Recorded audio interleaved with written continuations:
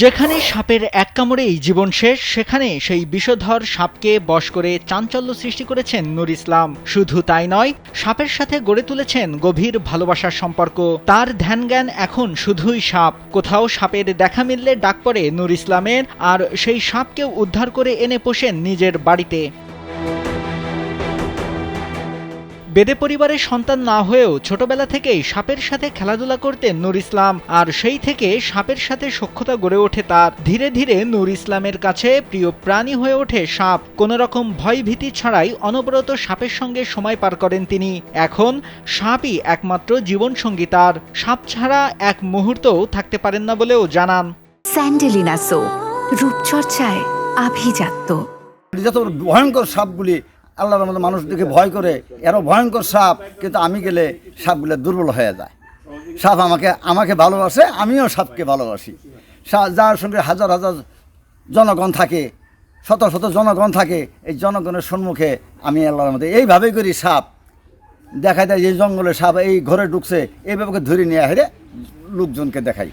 সাপের সঙ্গে সখ্যতা গড়ে তোলা নূর ইসলামের বাড়ি জামালপুরের ইসলামপুর উপজেলার বেনুয়ারচর গ্রামে। নিজ গ্রামসহ আশপাশের গ্রামে কারোর বসতবাড়িতে বিষধর সাপ দেখা গেলে খবর দেওয়া হয় নূর ইসলামকে, আর খবর পাওয়া মাত্রই সাপ ধরতে ছুটে যান তিনি। বিপদমুক্ত করেন সাপকে ও সাপ আতঙ্কে থাকা পরিবারকে।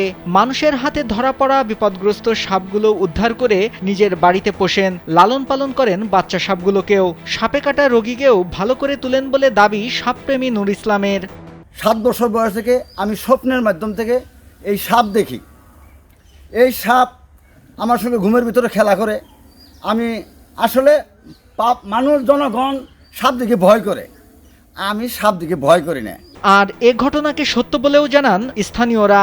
তার এই সাপের সাথে গড়ে ওঠা ভালোবাসা দেখে মুগ্ধ তারাও। তাই সাপ সংরক্ষণ ও সাপের বিষ উৎপাদনে সরকারি সহযোগিতার দাবি জানান তারা। আমি ওনারা ডাকার জন্য আসছি অনেক দূর থেকে। আমার ঘরে সাপ বাহির হয়েছে, নিয়ে যায়, সাপটা ধরে নিয়ে আসছে। আবার এখানে এসে দেখলাম যে আরো অনেকটি সাপ নিয়ে খেলাধুলা করতেছে। আমাদের ঘরে যদি সাপ ঢুকে, আমরা খবর দিলে রাতের 12টা নাই 1টা নাই, সে সঙ্গে সঙ্গে যায় এবং ওই সাপ ধরে নিয়ে আসে। কিন্তু ওই যে উপকার করে, এই উপকার করার জন্য সরকার তাকে কোনো সহযোগিতা করে না। আমাদের এলাকার মানুষের কোনো ক্ষয়ক্ষতি হয় না। এই উৎপাদনের বীজগুলা যদি সরকারে একটু নূর ইসলাম ভাইয়ের সহযোগিতা করতো, তাহলে নূর ইসলাম ভাই এই সাপের বীজগুলা আমাদের দেশে কাজে লাগতো। সাপ দেখলেই মানুষ ভয় পাবে, এটাই স্বাভাবিক। আর সেই সাপ এখন নিত্যদিনের সঙ্গী নূর ইসলামের। তাই সাপ সংরক্ষণ ও সাপের বিষ উৎপাদনে সরকারের সহযোগিতা চান তিনি। নাইমুল হাসিব, কালবেলা।